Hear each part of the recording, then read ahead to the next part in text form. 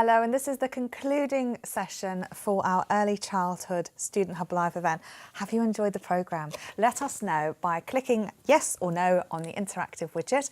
I hope you have. I hope you've learnt an awful lot about some of the key themes, methods and the structure of the qualification that you're about to embark on. We've had a lot of stuff going on in the chat. HJ, could you tell us some of the highlights? Yes, I think most of the stuff we're talking about at the moment is how we're using case studies. So Zoe said that she started off a nursing degree and has taken her experience from that into the case study she's going to be doing. And Rita saying that she's surprised her own memories of childhood are overshadowed by present relationships with the children around us. I think we're very intrigued by this idea of mud play as well. And Rita also says that she reckons middle school should do it as well. It shouldn't be just something that's exclusive, and perhaps we should have a go of it later, see how much mud we can find on the OU campus. But we also had a good discussion about, so with children people have of their own or experiences working in nurseries and schools, which a lot of people are doing, how they can apply the skills from case studies, so seeing common trends in behaviour and things like that. So very interesting. I think people have got a lot out of these sessions, and if there's anything we missed or you want to come back to or think about after, you can always email us, studenthub@open.ac.uk, and I'm sure our fantastic guests would love to get back to you if there is anything for them, and it'll all be available on catch up as well, so do remember that. Thank you very much, and you've done a fabulous job. I'd like to thank each of our panellists today and ask for their final tips for students. And I wonder, Menna, if I could start with you, because your mud play has inspired many of our students. So what would you say your tip would be, I guess maybe from a practitioner perspective?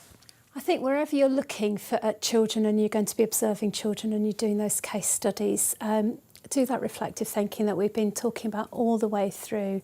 See how your feelings are linked up with what's going on for the children and their feelings, and just throw yourselves into it, enjoy it.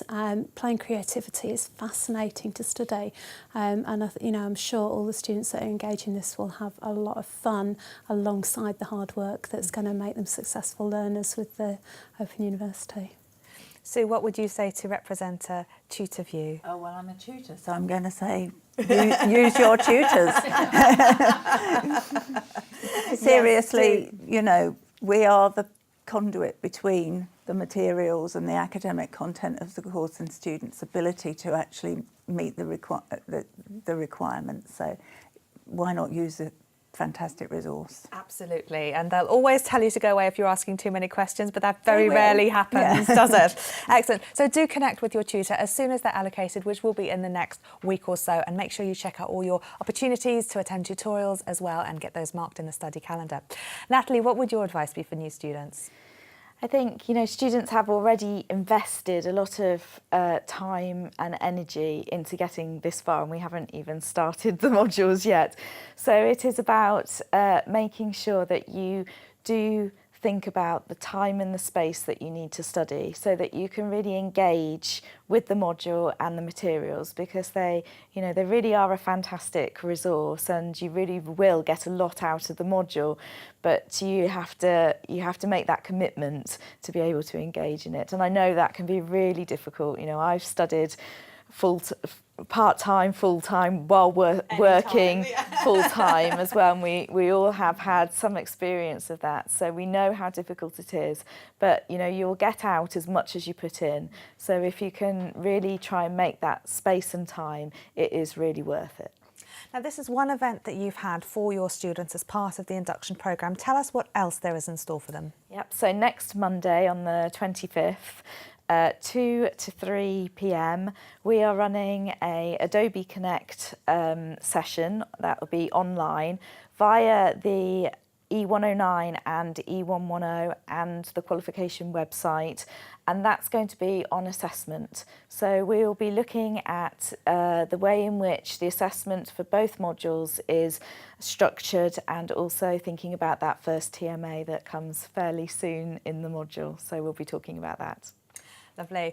Well, Menna and Sue and Natalie, thank you so much for being here today. I'm sure the students have found it incredibly useful.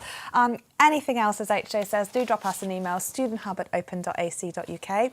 We're going to end our live stream now, but we have a programme starting in about 5 minutes at 3 o'clock, which is all about primary studies. So if you've enjoyed some of this content, please do come along. There'll be plenty more to talk about. And the focus, again, is on diversity.